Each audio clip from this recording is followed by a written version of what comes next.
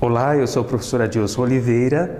Vamos para a nossa gramática legal. Você que já acompanhou os outros vídeos, certamente já me conhece. Você que ainda não acompanhou, está me conhecendo agora, prazer. Eu vou trazer questões dos últimos Enems, questões 2014, 2015, nesse momento 2015. E essas questões versam sobre variação linguística. Já apresentei em momentos anteriores uma teoria sobre variação linguística e agora a aplicação com questões que saíram no Enem, vestibular, ENAD, concursos públicos. Essa temática é recorrente. E eu quero dividir com vocês algumas temáticas que caem em provas oficiais, porque isso é importante para você que vai prestar o Enem, para você que vai prestar concurso público, vestibular, ok? Vamos lá?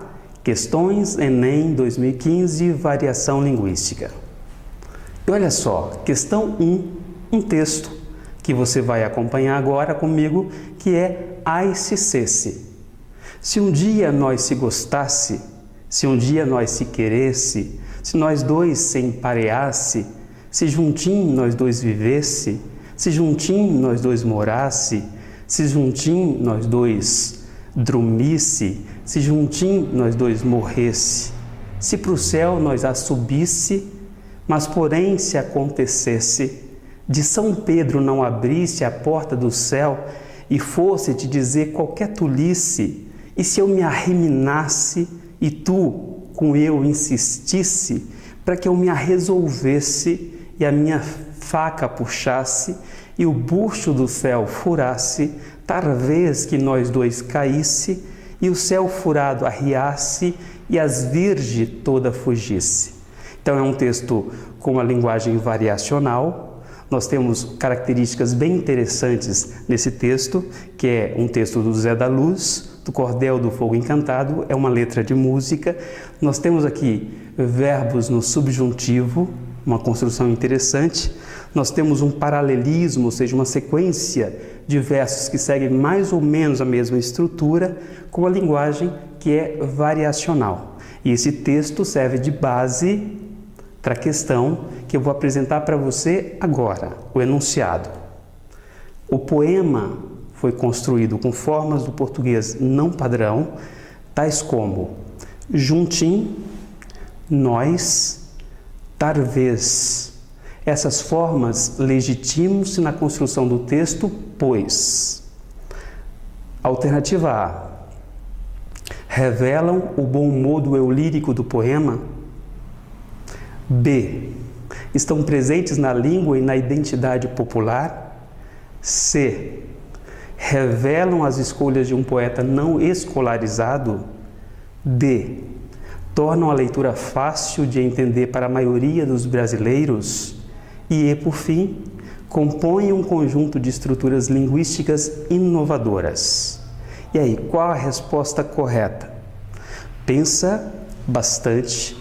Vamos observar mais uma vez o enunciado, porque o enunciado vai dar dica de qual a resposta correta para essa alternativa. É importante ler o texto com atenção, com cuidado, depois ler o enunciado e observar os verbos indicadores, os verbos de ação, aqueles que vão dizer exatamente o que você deve observar. Aqui nesse caso nós temos, o poema foi construído com formas do português não padrão, nós percebemos isso com o texto. Juntim, nós e talvez são exemplos retirados do texto de palavras variacionais, e essas formas legitimam-se na construção do texto, pois revelam o bom modo eulírico do poema? Não, o texto não traz essa questão do bom humor do eulírico, ou seja, do sujeito poético. Estão presentes na língua e na identidade popular? Pode ser, não pode?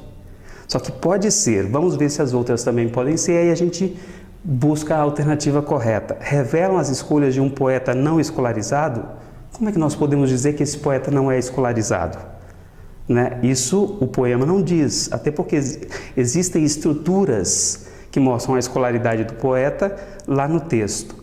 Tornam a leitura fácil de entender para a maioria dos brasileiros? Isso também não é verdade. Compõem um conjunto de estruturas linguísticas inovadoras? Não existe estrutura inovadora no poema. Portanto, a resposta correta é a letra B. Estão presentes na língua e na identidade popular.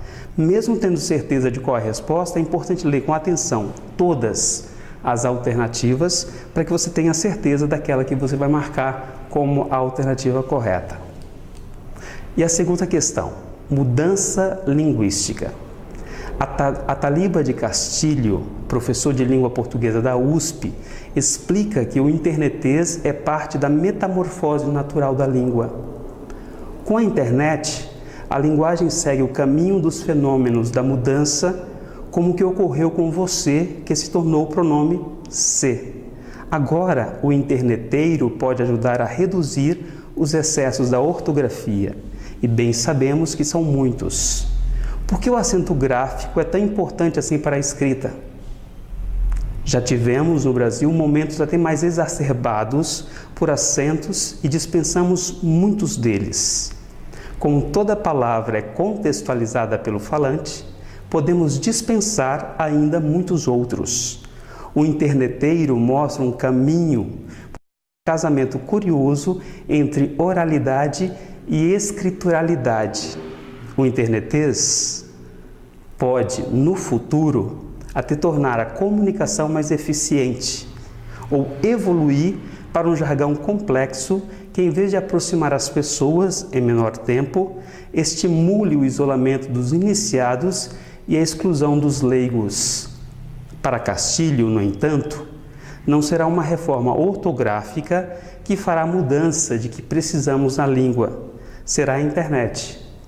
O jeito é teclar e esperar para ver. Lembrando que esse final do texto está escrito numa linguagem no chamado internetês. O jeito é EH, teclar TC e esperar para ver. O Ataliba Castilho, como o texto diz, é professor da USP, um grande estudioso das questões da linguagem, e aqui ele apresenta um texto com alguns questionamentos. E diz que a internet possibilita mudanças profundas na língua.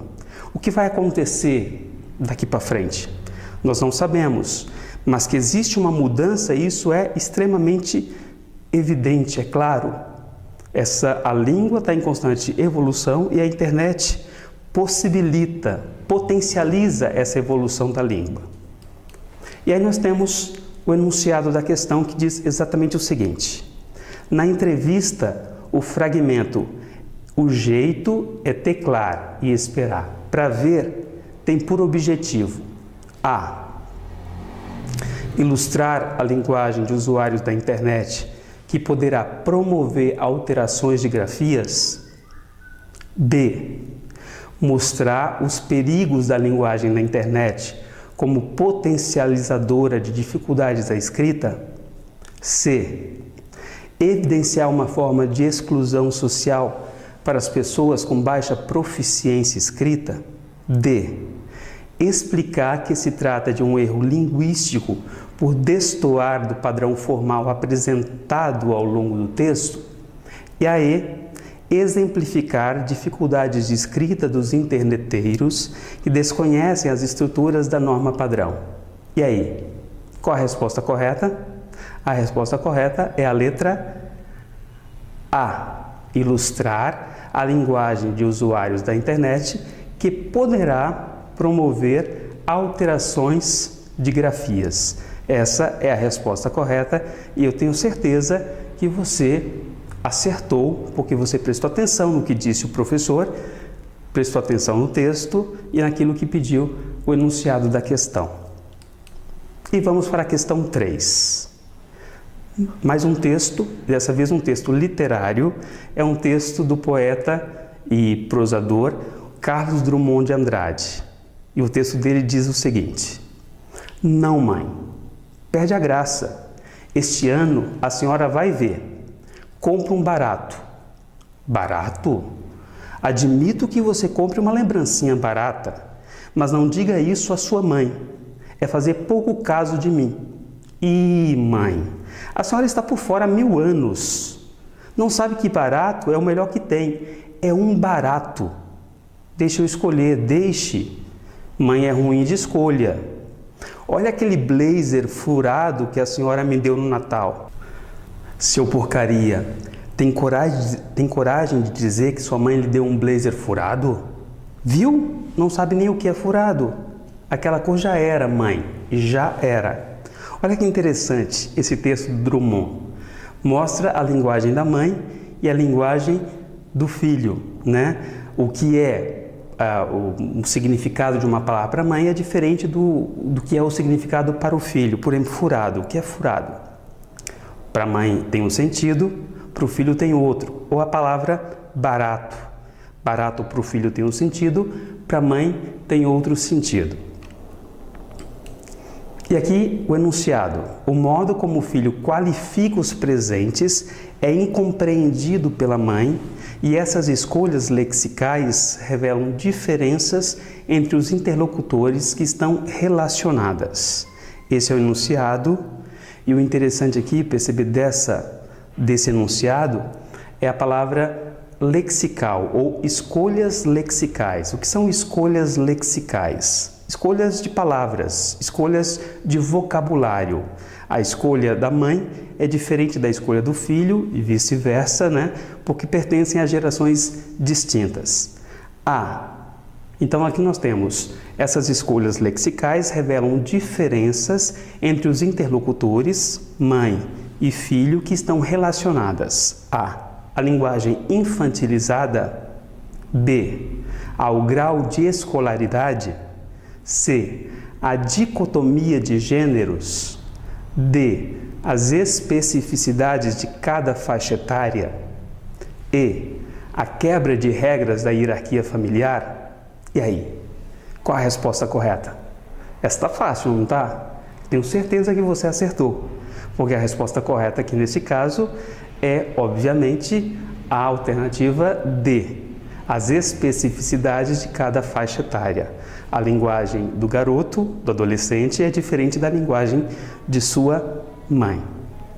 Se você gostou dessa nossa interação, dessa viagem pelo conhecimento, dê um joia, curta, compartilhe esse vídeo, se inscreva aqui no canal e vamos fazer um coro, o coro pelo conhecimento.